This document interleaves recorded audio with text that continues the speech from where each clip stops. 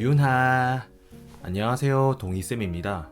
오늘은 두 번째 주제인 동양윤리의 접근 중에서 유교에 관해 함께 공부해 보겠습니다.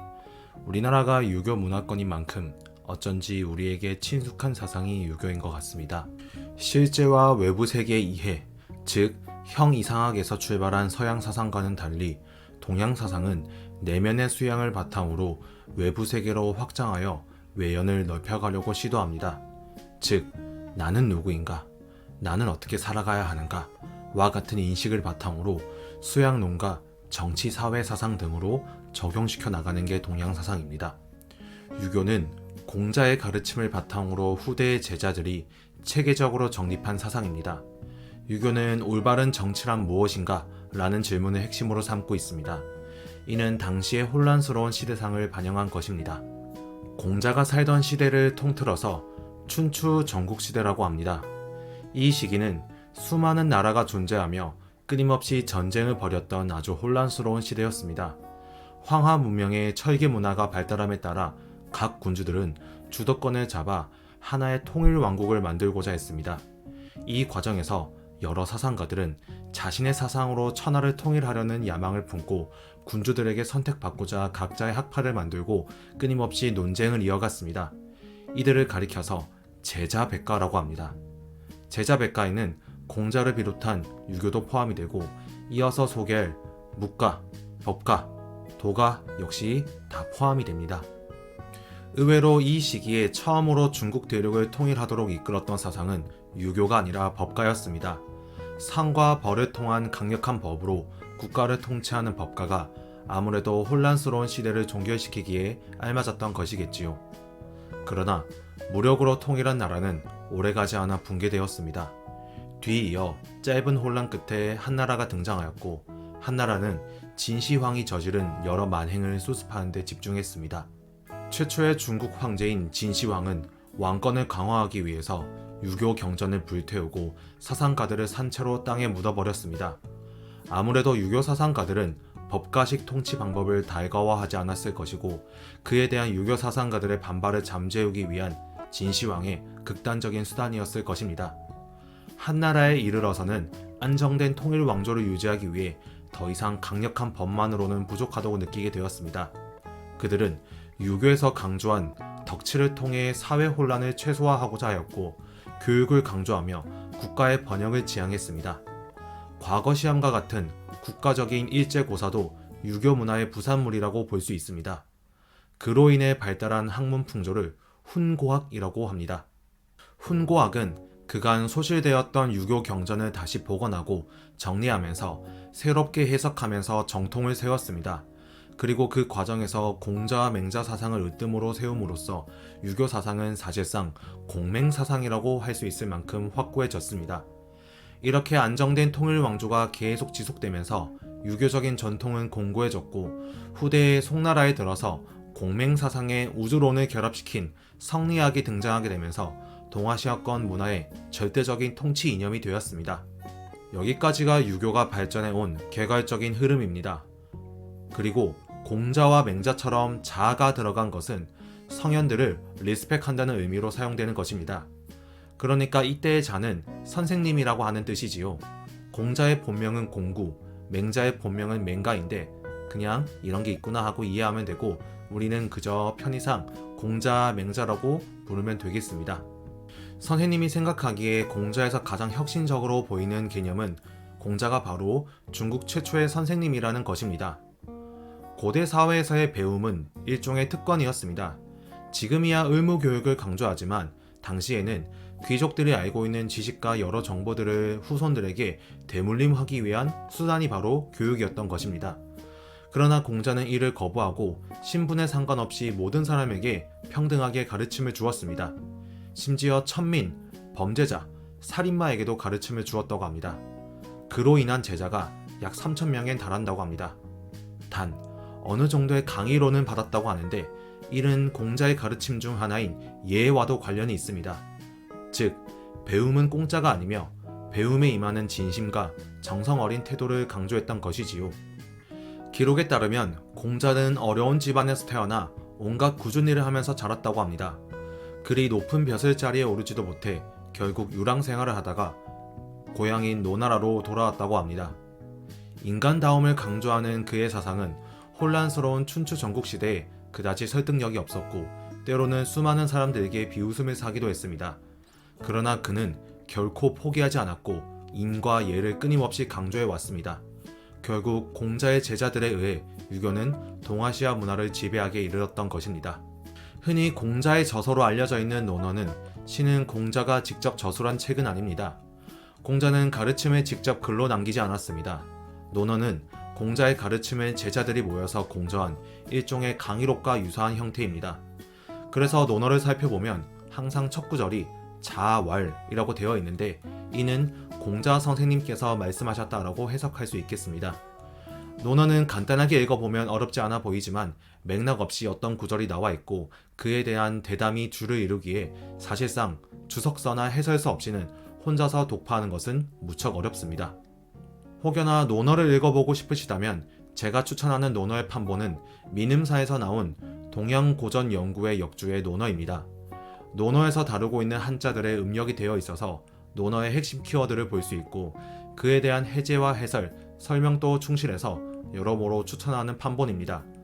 그러나 여러분들이 학문적으로 깊이 들어가는 것이 아니고 그냥 가볍게 공자의 사상을 알고 싶으시다면 홍익출판사에서 나온 논어를 읽어보면 좋을 듯 합니다.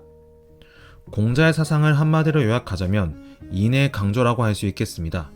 공자는 부모와 형제에 대한 사랑으로부터 미루어 점차 사회로 인을 확충할 것을 강조하고 있습니다.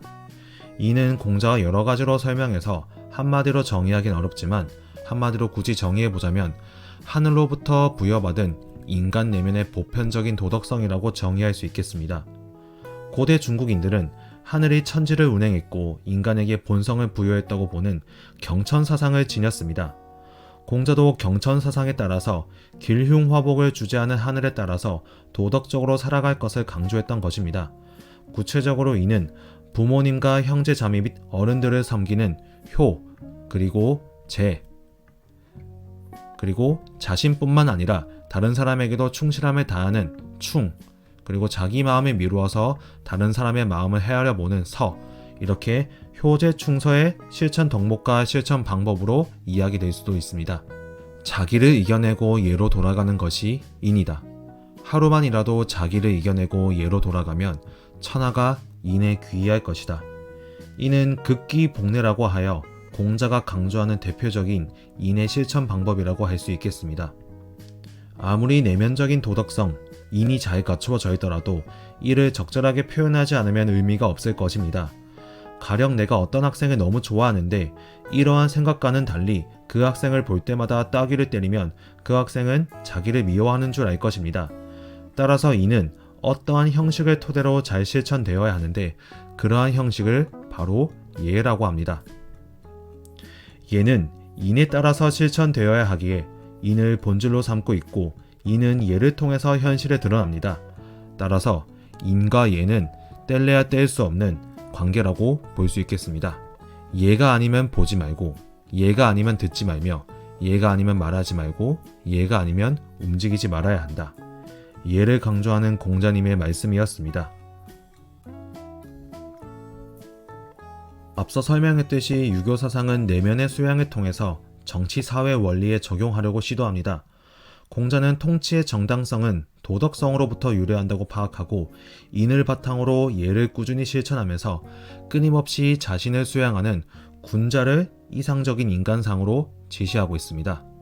이때 군자와는 달리 성인은 타고난 품성을 지닌 사람이 도달할 수 있는 최고의 경지에 이른 그런 사람을 의미합니다. 즉 군자는 타고난 품성을 지니지 않아도 도달할 수 있는 경지이고 성인은 타고난 사람만 도달할 수 있는 경지입니다. 공자는 성품이 타고난 사람보다 자신의 노력만으로 충분히 도달할 수 있는 경지인 군자를 보다 이상적이라고 여겼습니다. 그러나 사실 이 부분은 좀 지나치게 깊은 내용이고 이런 것을 구분한 것까지는 출제 포인트가 아닙니다. 우리 교육과정에서는 성인 군자를 사실상 동의어로 간주하고 풀어도 무방하다고 생각됩니다. 군자는 끊임없이 자신을 수양하는 사람입니다. 그는 도덕적 인격을 완성했거나 거의 완성에 이르기 위해서 부단히 노력하고 있으며 위기지약을 지향하고 있습니다. 위기지약이란 학문에 임하는 태도는 다른 사람에게 잘 보이기 위함이 아니라 자신의 인격 소양을 위함이어야 한다는 의미입니다. 여러분들이 지향하고 있는 삶, 좋은 수능 점수를 받아서 좋은 대학교 입학하고 좋은 직장에 취업해서 남부럽지 않은 삶을 사는 것은 공자에 따르면 위인지락이라고 볼 수 있겠습니다. 위기지약은 자신의 허물을 끊임없이 살피고 이전보다 인격적으로 더 나은 존재가 되도록 애쓰는 공부라고 할 수 있겠습니다. 공자는 이 혼란스러운 세상을 평화롭게 다스리기 위해서는 군자가 다스려야 한다고 주장했습니다. 그래서 통치자는 먼저 군자다운 인격을 수행한 다음에 비로소 백성을 편안하게 만들 수 있는 자격이 주어진다고 주장했습니다. 이를 가리켜서 수기이아닌 혹은 수기아닌이라고 합니다. 달리 이야기하면 도덕성을 갖추지 못한 사람은 통치자로서의 자격이 없다는 말과 같습니다. 군자는 세 가지 도를 행한다. 인자한 사람은 근심하지 않고 지혜로운 사람은 미혹되지 않으며 용감한 사람은 두려워하지 않는다. 공경하는 마음으로 자신을 닦아 백성을 편안하게 해주는 것이 군자의 일이다. 이것은 요임금과 순임금도 어려워했던 일이다. 이는 군자가 갖추어야 될 세 가지 덕인 지혜, 인자함, 용기를 의미하는 것입니다. 그리고 요임금과 순임금은 고대 중국에서 이상적인 통치를 펼쳤다고 간주되는 일종의 성왕입니다. 요임금과 순임금처럼 정치하기 위해서는 마땅히 군자가 되어야 한다는 말이었습니다. 군자가 다스리는 사회는 대동사회입니다. 대동사회는 기본적인 삶이 보장되고 인륜이 실현되어서 각 개인의 능력을 충분히 발휘할 수 있는 사회입니다. 이러한 사회는 덕치로 운영되어서 덕 있는 군주의 솔선수범을 통해서 백성들의 자발적인 복종을 유도합니다. 가령 무서운 담임 선생님이 청소 지도를 한다면 그 반 학생들은 청소를 아주 잘할 것입니다. 그런데 담임 선생님이 출장을 가시거나 조퇴를 했다면 그날은 아마 청소를 거의 하지 않을 것입니다. 그런데 친절한 담임 선생님이 손수 청소를 하시거나 솔선수범하여 더러운 것을 맨손으로 청소하십니다. 이를 본 반 학생들은 선생님 제가 하겠습니다 라고 하거나 선생님의 모습에 감동하여 열심히 청소하려고 하겠죠. 이것이 바로 공자가 강조했던 덕치라고 할 수 있겠습니다. 또한 예를 바탕으로 신분에 따라서 적절한 욕망을 충족시켜주고 백성들을 교육해서 인륜을 이루게 하는 것, 이것들이 모두 이루어진 사회가 바로 대동사회입니다. 큰 도가 행해진 세상에는 천하가 모두 사람의 것이다. 사람들은 어진이와 능한이를 선출해서 관직을 맡도록 하고 온갖 수단을 다하여서 서로 간의 신뢰와 친목을 두텁게 한다.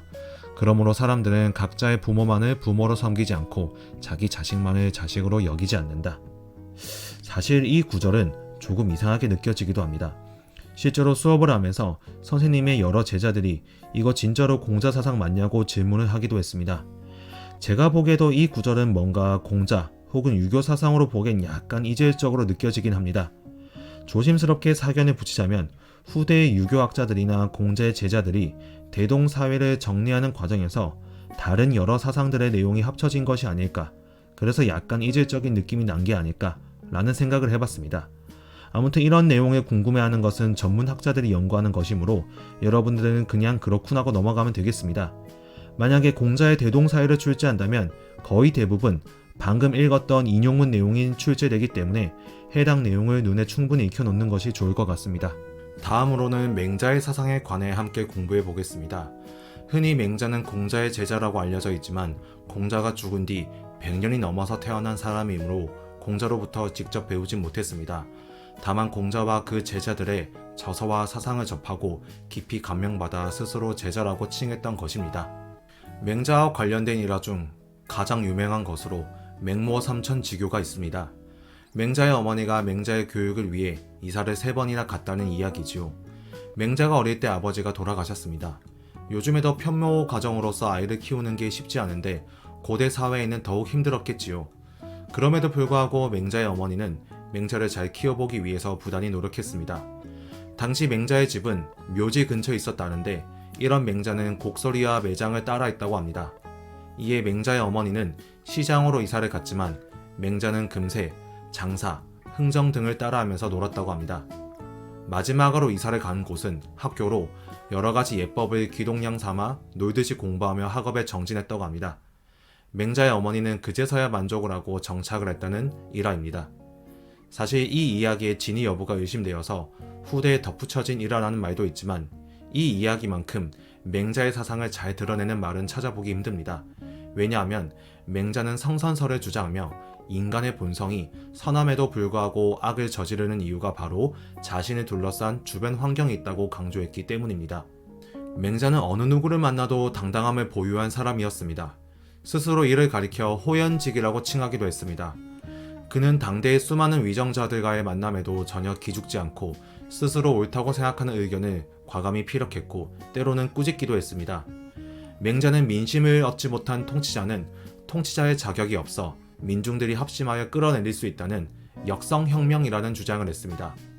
이와 같은 주장은 상당히 혁신적인데 서양으로 치면 무려 약 2000년이 지나서 존 로크라는 사상가가 인민저항권이라는 주장을 할 정도이니 맹자 사상의 혁신성과 진보성을 엿볼 수 있습니다.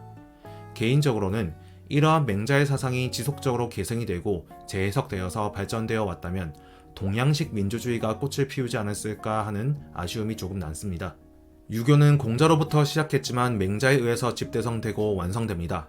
따라서 유교 사상을 공맹사상이라고 부르기도 합니다. 맹자는 통치자의 도덕적인 리더십으로 사회 안정을 도모하고 가족관계로 비롯된 도덕성을 강조하며 인륜교육을 통해서 통치의 정당성을 확보하고자 합니다.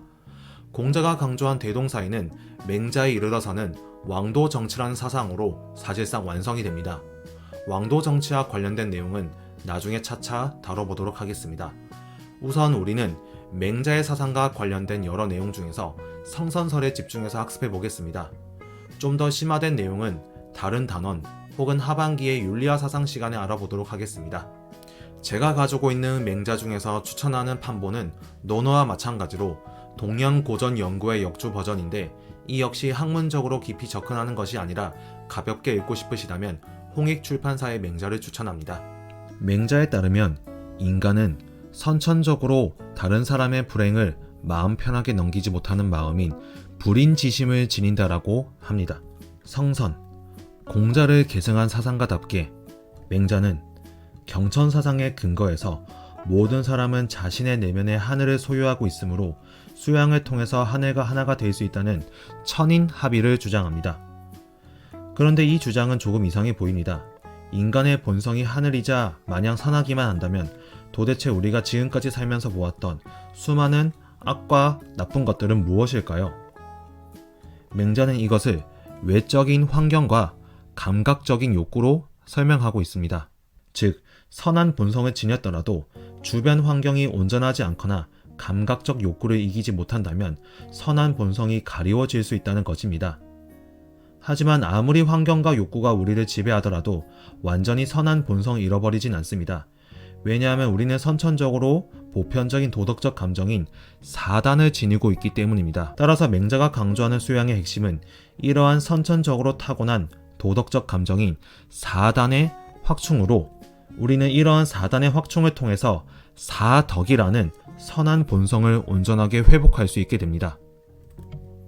어린아이가 우물에 빠지라는 것을 보았다고 하자. 그러면 누구나 깜짝 놀라고 불쌍한 마음이 들어서 어린아이를 구해주라고 달려간다. 이것은 그 어린아이의 부모와 친분을 쌓으려는 것이 아니며 마을 사람들과 친구들에게 칭찬을 받기 위해서 그러는 것도 아니며 구하지 않으면 남들에게 원성을 듣기 싫어서 그러는 것도 아니다. 이것은 맹자에서 나오는 유자입정이라는 인용문인데 맹자의 성선설의 근거를 파악할 수 있는 핵심적인 내용입니다. 맹자는 사람의 몸에 팔다리가 있는 것처럼 사람의 본성이 선하다고 볼 수 있는 4가지 단서인 사단을 제시하고 있습니다. 사단은 인간이라면 누구나 지니고 있는 선천적이고 보편적인 도덕적 감정이죠.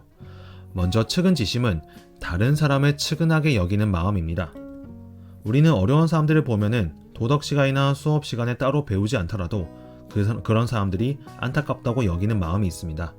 바로 측은지심이죠. 두 번째로는 수호지심이 있습니다. 수호지심은 불의를 부끄러워하고 미워하는 마음입니다.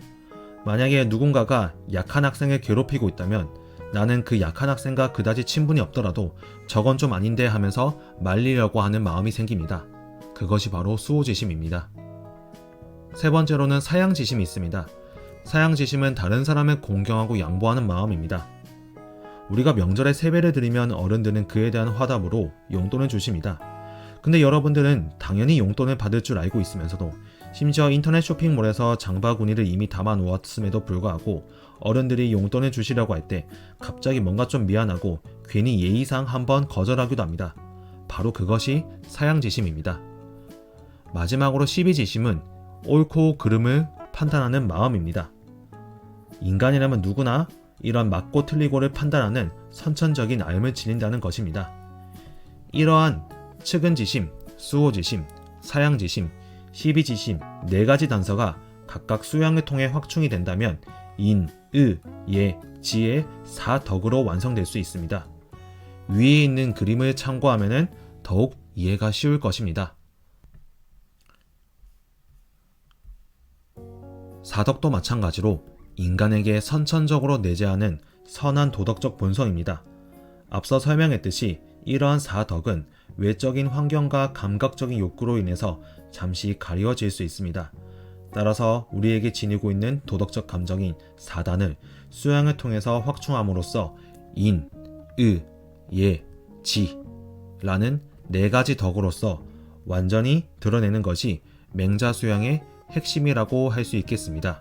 안타깝게 여기는 마음은 인이고 악을 미워하는 마음은 의이며 양보하는 마음은 예이고 옳고 그름을 구분하는 마음은 지이다. 인의예지는 바깥으로부터 나에게 녹아 들어오는 것이 아니라 내가 본래 가진 것이건만 사람들이 그렇게 생각하지 않을 뿐이다. 맹자의 인의예지에 대한 설명이었습니다.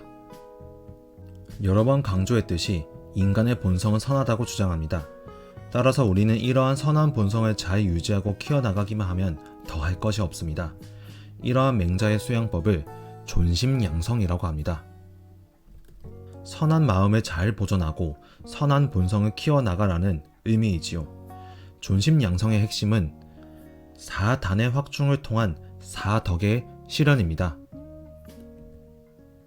이에 도달하는 방법이 여러 가지가 있지만 생륜 수준에서는 자세히 알 필요도 없고 그저 선한 도덕적 마음을 잘 유지한다는 것만 기억하면 되겠습니다. 그리고 이렇게 4덕을 실현해서 완전한 도덕적 인격자가 된 사람을 대인이라고 칭합니다. 공자가 이야기한 성인 군자와 유사한 개념입니다. 우리는 종종 성격이 호방하고 돈을 잘 쓰는 친구를 가리켜서 대인배라고 하는데 이때의 대인배가 바로 맹자의 대인에서 나온 말입니다. 대인은 호연직이라는 지극히 크고 굳센 도덕적 기계를 갖춘 사람으로 어떠한 불의에도 굴하지 않고 당당함을 지니고 있습니다. 맹자의 저서 맹자에 따르면 맹자가 본인을 가리켜 바로 내가 호연지기를 갖추었다라고 이야기할 정도로 맹자는 자신감과 자존감이 넘치는 사람이었습니다. 아래 인용문을 읽어보겠습니다. 이는 사람의 마음이요 의는 마음의 길이다. 그 길과 마음을 방치하고 찾을 줄을 모르니 애처롭다. 사람이 닭이나 개를 잃어버리면 곧 찾을 줄 알지만 잃어버린 마음은 찾을 줄을 모른다. 학문의 길은 다른 것이 아니다. 그 잃어버린 마음을 찾는 것일 뿐이다. 이것은 구방심, 즉 잃어버린 마음을 찾는 방법을 논하는 구절인데 그냥 존심양성을 지칭하는 말이라고 이해하면 되겠습니다. 자신의 마음을 다 발휘한 사람은 자신의 본성을 알게 되고 본성을 알면은 하늘을 알게 된다. 자신의 마음을 보존하고 본성을 배양하는 것이 곧 하늘을 섬기는 방법이다.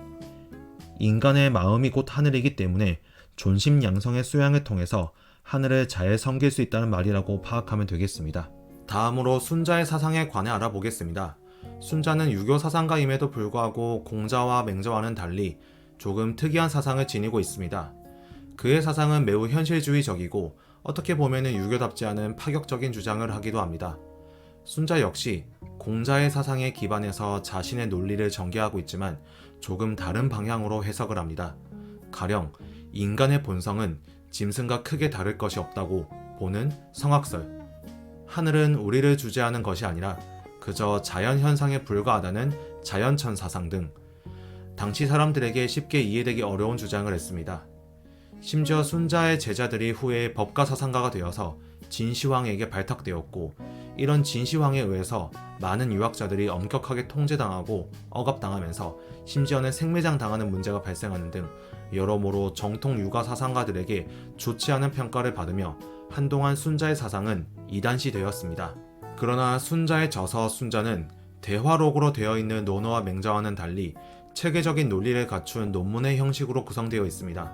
논리도 제법 설득력이 있고 무엇보다 말하고자 한 바가 명확하고 분명합니다. 이런 점이 후대에 재평가되어서 공자와 맹자만큼은 아니더라도 유가 사상가 중에서 바로 다음의 위치를 차지했다고 볼 수 있겠습니다. 순자는 을류문화사에서 나온 판본만 읽어봤지만 이 판본도 번역이 꽤 훌륭해서 굳이 다른 판본을 찾아볼 필요성을 느끼지 못했습니다. 순자는 인간과 동물의 본성이 크게 다르지 않다고 파악합니다. 즉, 인간은 선천적으로 이기적인 욕구를 지니기 때문에 악한 본성이 있다고 주장하는 것입니다. 그런데 여기서 조금 엄밀히 말하자면 본성이 욕구인 것이랑 본성이 악한 것은 조금 다른 의미입니다. 그래서 어떤 학자들은 순자의 사상을 성악설로 보는 것이 아니라 성오설, 그러니까 본성은 욕구다라고 주장하기도 합니다. 하지만 우리 교육과정에서는 성악설이라고 설명되어 있기 때문에 그냥 이런 내용도 있구나 하는 식으로 이해하고 넘어가면 좋을 듯 하겠습니다. 성악. 인간은 본성적으로 자기 이익을 탐하고 다른 사람을 질투합니다. 이러한 욕망을 억제하지 않으면 곧 사회적 투쟁이 발생할 수밖에 없기 때문에 순자는 인간의 본성이 악하다라고 파악합니다. 바로 이 점에서 인간과 동물의 본성은 큰 차이가 없지만 인간만이 가지고 있는 능력인 마음의 지각 능력을 발휘하면 동물적인 욕구로부터 벗어나 선해질 수 있다고 주장합니다. 이러한 마음의 지각 능력은 서양식으로 이야기하면 이성과 유사하다고 보아도 될 것 같습니다. 그러니까 우리 본성 어딘가에 선해질 수 있는 어떤 내적인 근거가 있다는 것이지요. 만약 완전히 우리의 본성이 악하다면 어떠한 방법을 동원하더라도 우리는 선해질 수 없을 것입니다. 사람의 본성은 태어나면서부터 이익을 좋아하며 이를 그대로 쫓음으로 쟁탈이 생겨서 사양함이 사라진다. 나면서부터 질투하고 미워함이 있으며 이를 그대로 쫓음으로 서로를 해쳐서 진실과 믿음이 사라진다. 순자의 인간 본성관에 대한 내용이었습니다. 순자는 공자가 강조한 여러 내용 중에서 특히 예의 기능에 주목합니다. 인간이 인간다울 수 있는 방법은 바로 예의 법도에 따르는 것이라는 말입니다. 얘는 선천적으로 이기적인 욕구를 제어하고 사회를 안정적으로 운영하고자 하는 행위의 표준이라고 볼 수 있겠습니다. 우리 사회의 재화는 환정적인데 사람들의 욕심은 끝이 없습니다. 따라서 신분적 질서에 따라서 차등적인 욕구의 충족을 강조했습니다. 가령 고대 사회에는 보라색이 엄청나게 귀한 염료였다고 합니다. 지금이야 색을 만드는 것은 무척 쉬운 일이지만 과거에는 어떤 색을 만들기 위해선 생명체로부터 직접 채취하거나 광석을 갈아서 만들었습니다. 물론 지금도 전문 아티스트들은 자신만의 색을 만들기 위해서 그런 방법을 사용하기도 합니다.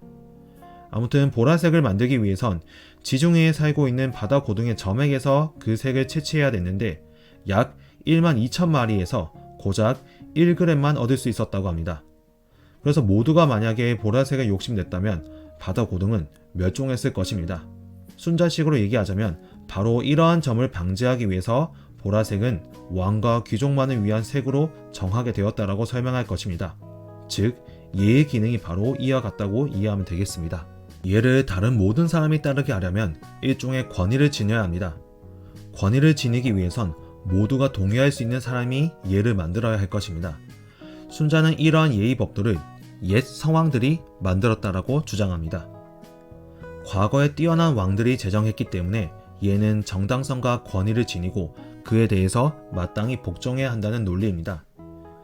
예에 따라서 신분을 분별하지만 출신 신분에 상관없이 예의 배움을 꾸준히 쌓아간다면 누구나 성인이 될 수 있다고 주장하고 있습니다.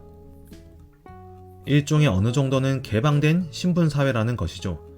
따라서 성인이 만든 예의 법도에 따라서 타고난 본성을 제어하고 인위적인 노력으로 꾸준히 수양해서 자신의 악한 본성을 교화하면 누구나 도덕적 인간이 될 수 있다는 화성기위를 주장하고 있습니다. 인위적인 노력을 가하면 누구나 본성을 변화시킬 수 있다는 그런 의미였습니다. 예의와 법도는 성인의 자귀에 의해서 만들어진 것이지 사람의 성으로부터 태어난 것이 아니다. 요와 우와 군자를 귀하게 여기는 것은 성을 교화하고 인위를 일으킬 수 있기 때문이다. 걸과 도척과 소인을 천하게 여기는 것은 그들이 성을 따르고 정에 순응해서 멋대로 썩내고 이익을 탐하고 다투고 빼앗기 때문이다. 사람의 본성이 악하기 때문에 예의와 법도는 성인의 인의에 의해서 만들어졌다는 의미로 작성된 내용이었습니다. 여기서 요와 우는 아까 설명했듯이 고대 중국의 뛰어난 성왕을 의미합니다. 그리고 걸과 도척은 고대 중국에서 아주 악명 높은 왕이자 역시 고대 중국의 유명한 도적단의 우두머리를 말하는 것입니다. 그러니까 악한 본성에 따르면 고대 중국에서의 폭군으로 유명했던 걸과 도둑의 두목이었던 도척처럼 된다는 말이었습니다. 다음으로 묵자의 사상에 관해 알아보겠습니다. 사실 묵자는 유교 사상가가 아닙니다. 오히려 앞장서서 유교를 비판했던 사상가입니다. 그러나 그만큼 유교와 밀접한 관련이 있기에 유교 파트에 묶어서 함께 배치했습니다. 묵자는 기록이 많지 않고 출신이 분명치 않아 출신에 관한 여러가지 설이 있습니다.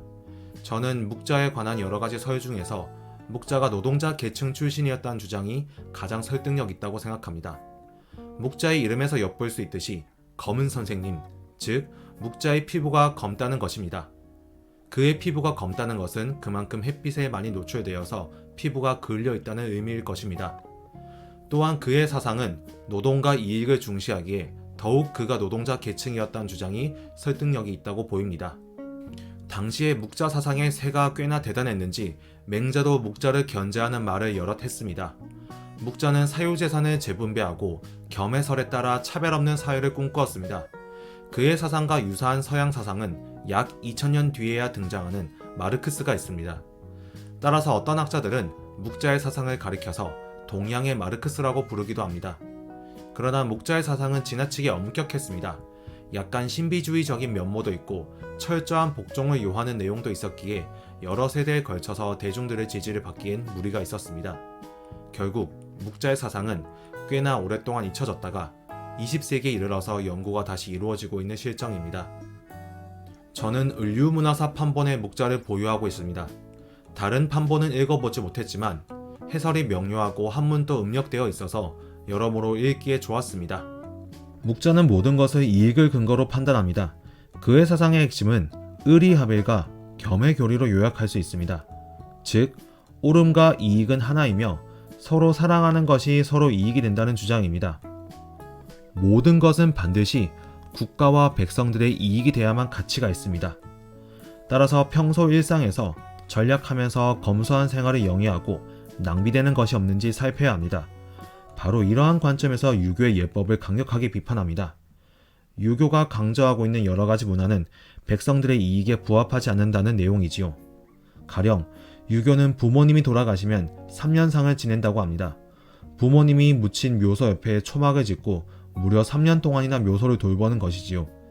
이는 공자가 주장한 것인데 당대에도 3년상은 너무 길다는 제자들의 의견이 꽤나 있었다고 합니다. 그러나 공자는 우리가 태어나서 첫 3년 동안은 아무것도 할 줄 모르는 상황에서 오롯이 부모에게 의존하면서 자라는 기간인데 어찌 부모님이 돌아가신 다음의 3년을 돌보지 못하겠냐고 제자들에게 호되게 혼을 냈다고 합니다. 묵자는 이러한 유교의 긴 장례 풍습을 노동력 손실이라고 비판합니다. 또한 고대 중국 당시의 음악은 평민들이 향유하던 삶의 애환 같은 것이 아니라 귀족들의 화려함을 뽐내기 위한 수단으로 이용되었습니다. 수십에서 수백 명에 달하는 인력이 동원되어 귀족들이 행차할 때마다 악기 연주와 춤, 노래를 지어 불렀던 것이지요. 이 역시 묵자 입장에서는 노동력 손실로 백성들의 이익을 해치기 때문에 마땅히 금지할 것을 주장했던 것입니다.